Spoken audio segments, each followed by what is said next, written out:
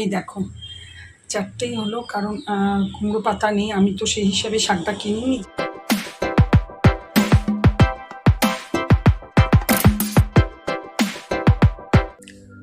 আম দেখলে মাথা খারাপ হয়ে যাবে। এখনো বাইরে এরকম পরিমাণে আম পড়ে আছে, তারপরে আমি যে একাই কুড়িয়েছি এত তা নয়, এটাই ভর্তি এত আম। যে একা অনেকেই কুড়িয়েছে। কি অবস্থা চারিদিকে, কি হবে জানি না, কিন্তু কুড়াতে খুব মজা লাগে, সেই জন্যে আনন্দে কুড়িয়ে গেছি। এখন তো পিঠে যন্ত্রণা করছে। একটা দুটো আম আছে, সাইজ দারুণ, এই যে খুব সুন্দর, কিন্তু লাইট নেই, বিভৎস দুর্যোগ হয়েছে, আর লাইট আসবে কিনা সন্দেহ আছে। বিরাট এই আমটার ইয়েটা দেখো, সাইজটা।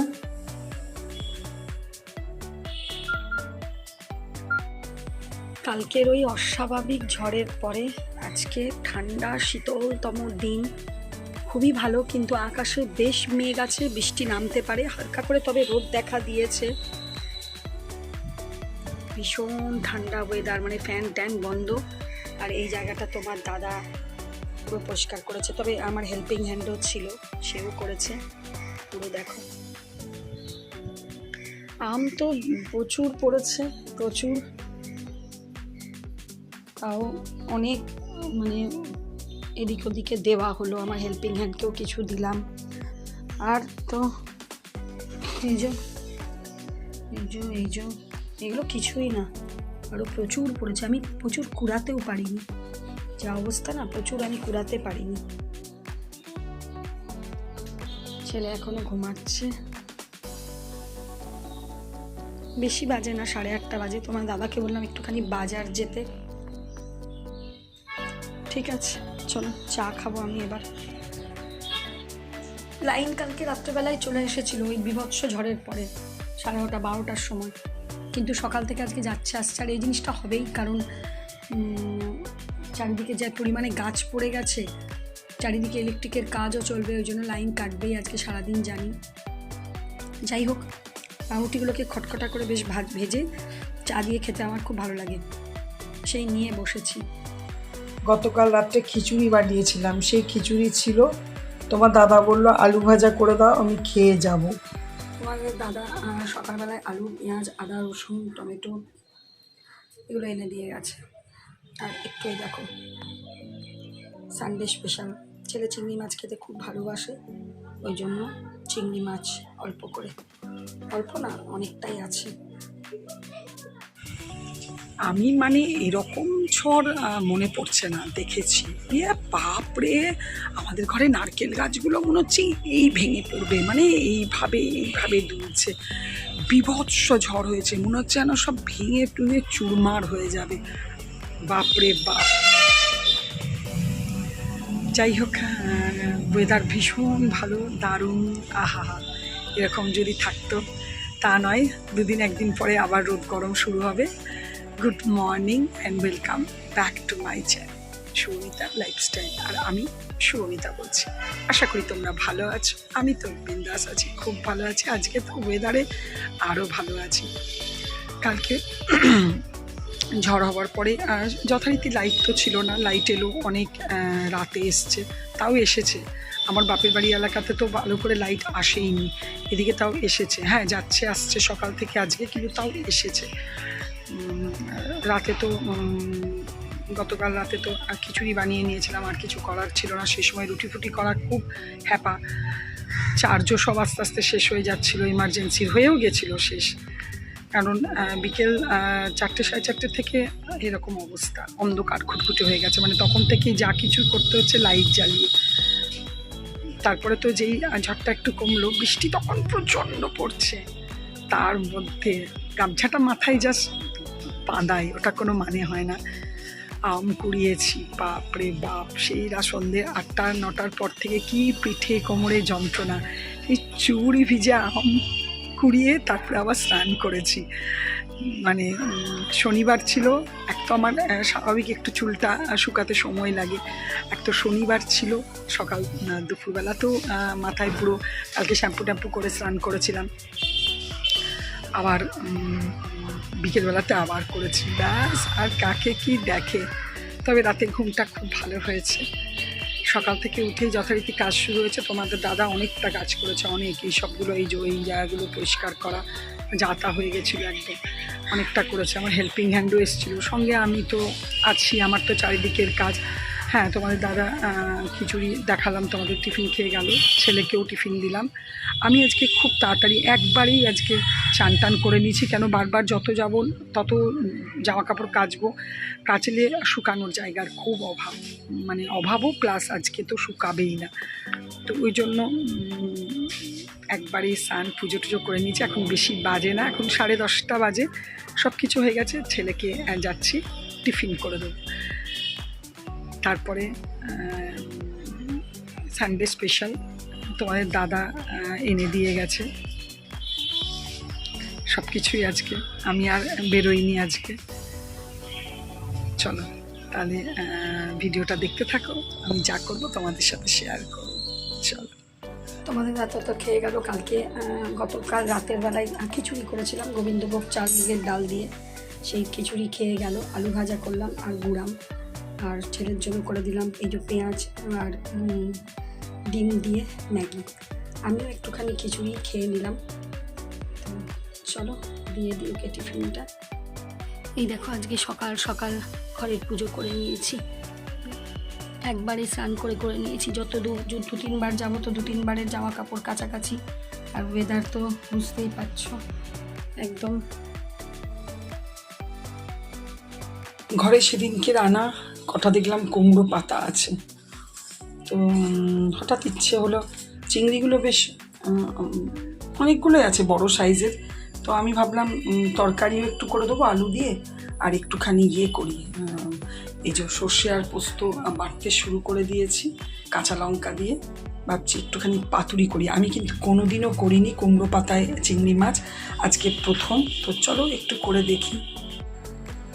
এখানে দেখো হাফ চিংড়ি না, গুনে গুনে কতগুলো চিংড়ি নিয়েছি, ওর মধ্যে সর্ষে পোস্ত হলুদ নুন কাঁচা তেল মাখিয়ে নিয়েছি। আর এদিকে কুমড়ো পাতাগুলো ভালো করে ধুয়ে একটু 2 পিট নুন লাগিয়ে রেখে দিয়েছিলাম। আমি উপর থেকে ভয়েস মেসেজ আরও দিচ্ছি, রেকর্ডিং কেন করছি, বাইরে গাছ কাটা চলছে, তার বিশাল জোরে মেশিন মানে চলছে, তার জন্য। এখানে দেখো কিভাবে করছি।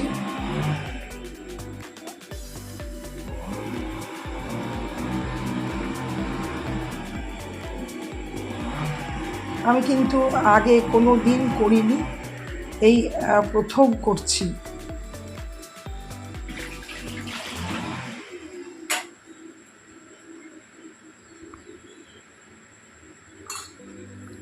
ওটা দেওয়ার পরে একটা কাঁচা লঙ্কা দিলাম আর একটু সর্ষের তেল দিয়ে দিলাম।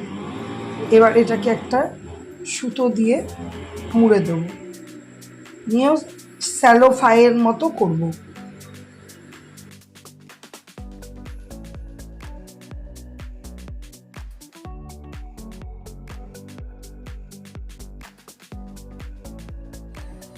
এই দেখো 4টেই হলো, কারণ কুমড়ো পাতা নেই, আমি তো সেই হিসাবে শাকটা কিনে নিজে রাখবো, বাইরে মেশিন চলছে গাছ কাটছে, ওই জন্য প্রচণ্ড ডিস্টার্ব হচ্ছে। এখানে এই চিংড়ি মাছটার একটু আলু দিয়ে রসা করবো, আর এই যে রাতে প্রচণ্ড আওয়াজ। আর এখানে মুসুরির ডাল বসিয়েছি। আর যে চিংড়ি মাছটা আছে ওটা পেঁয়াজ আদা রসুন দিয়ে চিংড়ি মাছের আলু দিয়ে রসা টাইপের করব, বেশ একটু গা মাখা মাখা করেই করব। তাই পেঁয়াজটা এই মেশিনটা জানোই, এটাতে করে মানে কুচো করে নিলাম। বেশ 10 মিনিট এরকম করে হালকা আছে তেল দিয়ে রেখেছিলাম। এবার এগুলোকে একটা একটা করে উল্টে দেবো।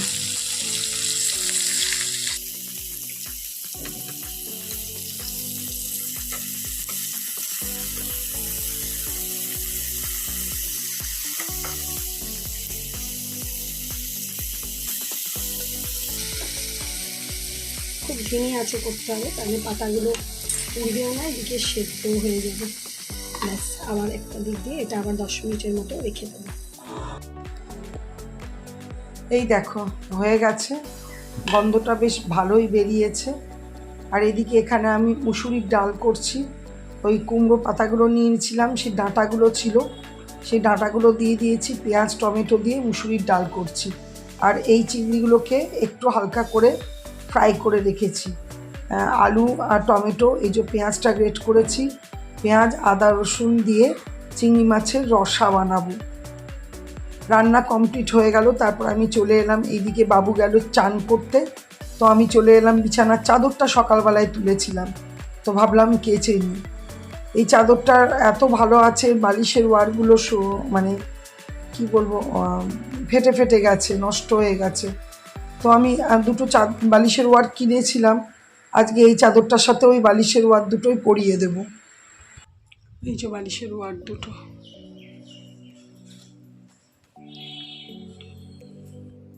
এই দেখো চিংড়ি মাছের আলু দিয়ে রসা কমপ্লিট হয়ে গেছে।